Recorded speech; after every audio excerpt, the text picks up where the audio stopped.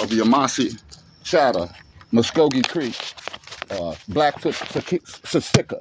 I got Cherokee, Blackfoot, Chatter, Choctaw, Muskogee Creek, and Seminole blood that I can document. I'm like the closest. If you look at me, the white man took and robbed me. I'm going to court over this. The white man stole my heritage and turned white people into Native Americans. But if you want to see a real Native American, you're looking at one right now. This is how we look. Yep. You know what I'm saying? They interbred with us and turned our eyes different color and made our hair long and stringy, but our hair looks just like this. Yeah. You know what I'm saying? Our color looks just like this. Right. You know what I'm saying? Right. Our noses look just like this. You know what I'm saying? I'm the closest you're gonna see to a full-blooded Indian in this day and time. Not only that, I have the heart, I have the goodness, I have the consideration, I have the decency, I have the respect, I have the loyalty, I have the warrior spirit in me too, that I will never assimilate into this insane society of people that can do anything to any kind of, mistreat old people and young people and all that crazy stuff. That's not in my way. That's not my people way. Another thing too, I'm starting to live traditionally now. I'm going back to my old ways and my culture and stuff, everything about it. I cannot pray to the white man's God anymore, especially after what happened to me. See, I had a miracle happen on this street too, man. And I'm gonna take it to court too. That's why I believe that this is a sacred spot for me. A fireball, I showed it to you, didn't I? Mm-hmm. Fell out of heaven and came down this street to me. And that's why ain't nobody gonna keep me from this street. And I'm gonna be taking that to court too. You know what I'm saying? But I told you, ma'am, that is so disrespectful for that woman not to want to hear what I had to say. She didn't know me, and she had just moved into that house. I've been coming over here, watching the progress of it, videotaping it and everything, because I'm gonna be taking that to court. You know what I'm saying? But all of a sudden, I came through here and I saw the blinds. And I said, ma'am, somebody must be living there. Then I saw a car in the driveway. So when I saw that, I never went in the yard. Because I said, somebody lives there now. Out of respect, I'm not going in the yard no more. You know what I'm saying? And pray. Right. But I started trying to pray right out here in the street.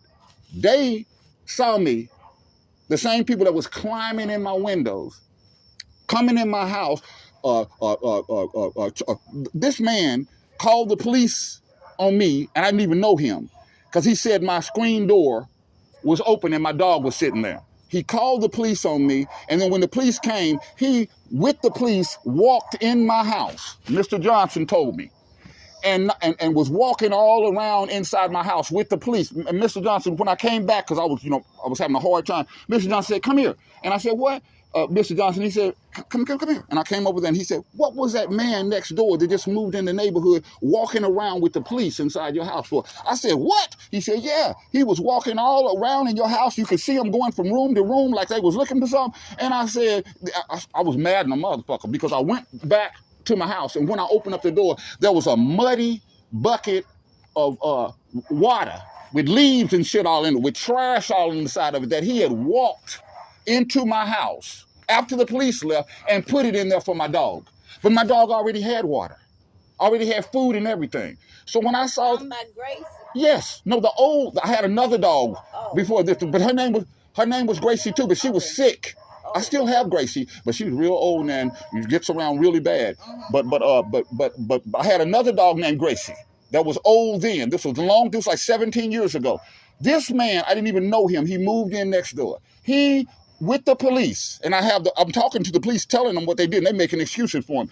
He took it on himself to call the police on me, talking about he was worried about me. And then when the police came, he walked into the house with them and was walking around through my house searching for stuff. Now when I see him, after later, he talking about, what are you going to do with that mermaid? He's telling me about stuff that's in my house that he want to buy. And that's how I knew, that he was coming in my house without my permission. But when Mr. Johnson told me that the man had walked in my house and I didn't know him, I'm mad in a motherfucker. You know what I'm saying? So I'm younger then. I'll walk over there. I'm like, man, you know what I'm saying? What the hell? And I went over there. And as soon as I hit the door, he was waiting on me. And I said, what happened, man? Oh, I was worried about you. and you know, I saw your dog standing in the doorway, and I'm just looking at him and shit, cause I'm mad in the motherfucker. And he said, yeah, I brought Gracie some water and set it in there. I didn't know what was going. My dog had water. My dog had food. You always take care of your animals. But listen to what the motherfucker did too, man. Okay, now I don't have. That's after he done put the water in my house, right? Right. Now I need water. You hear me? Because my water's turned off. I go over there and say, James, can I get a bucket of water? Oh, water's high. You know, you're gonna have to give me some money. You can walk in my house at your discretion and put water in there, but you won't give me no water for my dog. Listen to me. This is how they got me. I'm having a hard time. You know my family didn't help me the whole time I was there. I know, because many times you don't run hoses across the street for water. You done had electric stuff. We all helped you. I know, but I said my family never did. But like I said, damn, I'm skipping. The postman's coming right now. Yeah, everybody that cared a little bit about me helped me. Good morning. But ma'am, I want to say this, man. I want to say this. I helped a lot of people in this neighborhood too. Yes, you did. Yeah. I can't. I never charged nobody no money when I was doing shit for them over here, man. James just say, I need some help. He said, what you need? I said, I need to put this thing up here in this filter. You put that in for me? So, yeah. But that's the tip of the iceberg, what I did for you, man. I know, and I said every time you'd ask me for do something for you, I wasn't coming over here trying to do it for no money. And everybody in this neighborhood know I did them the same way. Man, listen. You gave me this post. I know everybody in this neighborhood. I grew up in this neighborhood. Ain't nobody can tell you that I steal, that I break in people's houses, that I hurt people, that I mess with people for no reason. That if they do, they lying on me. You always was outside working on that yard. Yeah. We be on James. I had to go close my door. So James is working that yard. So okay. We always knew where you were. Yeah. You always come over and help people. You go help other people.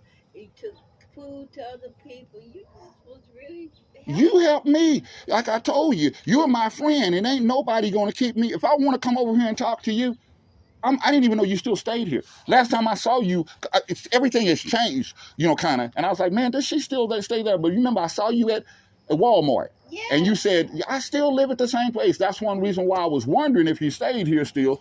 But like I said, he's my friend. That lady likes me. Sherry's my friend. You know what I'm saying? You know, the lady down on the corner right there, Miss V is my friend. Yeah. You know what I'm saying? The lady, did the lady on the corner down here die? She did. I don't think I'm talking about, you know, the Mrs. Oh, the one that, yeah. The be picking, yeah. No. You seen her? I haven't. People been asking about her. Her name is Mrs. Beard. I haven't seen Mrs. Beard. I'm worried about her. Well, I think. I know she. I sure didn't see. I saw her working in the yard. You did? I saw her working in the yard. How long ago have you seen her? Oh, shoot. It's been a week? 2 weeks? I saw her last month. A month. That's what I'm saying. I ain't seen her in a while, bro. And she's always in that yard working. Well, a lot of us haven't been out because of yeah, okay, maybe that's maybe. Yeah, and usually when a police car or some ambulance pull up down here, everybody knows. Yeah. I wanted to tell you how they got me. I'm in over here and I'm having a hard time. I'm suffering. You know what I'm saying? And I don't ask nobody for nothing. And I went to the front door one day and there was a box of food over the porch. And I said, dang, I wonder if you gave it to me. Who gave it to me? You know what I'm saying? So I took it in the house and it was a lot of stuff that I could use. And I said, dang, whoever did that was nice. Next thing you know, they came over talking about, how did you like the food and stuff like that? And I was like, thank you. That was y'all that did it. Yeah, we have a church next door and did. And I was like, man, I ain't going to that church. You know, look, they done took the cross out of the yard. There used to be a cross like a grave marker in that yard. Don't you remember? I got pictures of it. There used to be like a grave marker cross stuck. I saw that, yeah. It was a white cross. I got pictures of it sitting right in the front yard. Finally, they took that out of church. Yeah, but like I said, they turned that house into a church, and I was so skeptical of them because I was like, man, I don't, but when they gave me that food, I said, forget it. Let me go over there. One day, I walked over there out of the blue, and guess what? My mail all across the table brochures of mine that I, been looking for and shit. Listen to this. The government, my checks, they was opening up, talking about, oh, we made a mistake, checking my mail. You hear me? Finding how much money the government was giving me and stuff. Wait a minute. You see a check that says James Brown on it. His name is James Thompson. You know what I'm saying? But they used that excuse that they just saw James and thought it was mine. They knew that check wasn't there. They opened it up and then they're gonna tell me, hey, we accidentally opened up your mail. No, they was trying to find out everything they could about me. Then the man gonna tell me, hey man, I'm just wondering, ain't none of my business, but who's paying the taxes on your house? That let me know instantly that they had went down there to try to pay the taxes on this house to steal it from me. Not only that, this crazy motherfucker had named my dog. I had a dog. His name was Pupper Name. He's calling him Jake, taking pictures of him, then trained him to be vicious and then told me I had to get rid of it. Now, you know damn well if I had a dog, would it be vicious? Would it be chasing children? Have you ever seen one of my dogs? I train animals. So I knew that this man had fucked with that dog and mistreated that dog because I wasn't here all the time. But he was training that dog to be vicious. Next thing the dog started running up and down the street, chasing children and stuff. And he was like out of my control because this man was abusing him and tormenting him and training him. He's insane. The man was calling the police on me for a black feral cat that I was feeding, being in his window looking at him. I got it all on, you don't know this?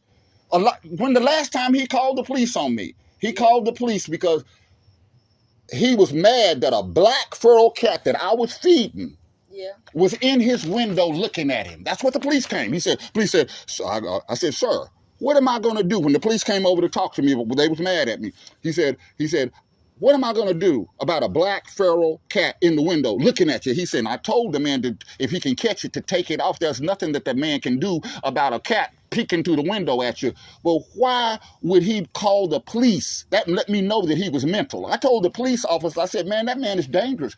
He need to be evaluated. You know what I'm saying? He's like, and this another thing too, he told on they know my birthday. Yeah. On my birthday, the best thing that he could do to me, they've been knowing me way longer than you. On my birthday, the best thing that he could do to me is, hey, man, you're going to have to do something about that. My birthday, I'm like trying to have a nice day. You know what I'm saying? I don't mess with nobody. I walk down through there, on that side right there. That he used to walk down up under my windows while I'll be having sex and stuff. Oh, yeah. He used to go, and then his wife told me that that's a mutual walkway up under my windows. Now, come on, man. You know what I'm saying? These people are insane. They took over. If you notice, I took pictures. They was all into Walter's yard until that lady moved in. They was finna take over his yard. They was moving their way back this way. They were putting their trash cans in front of my house. I documented it. They was putting their trash cans in front of my house now.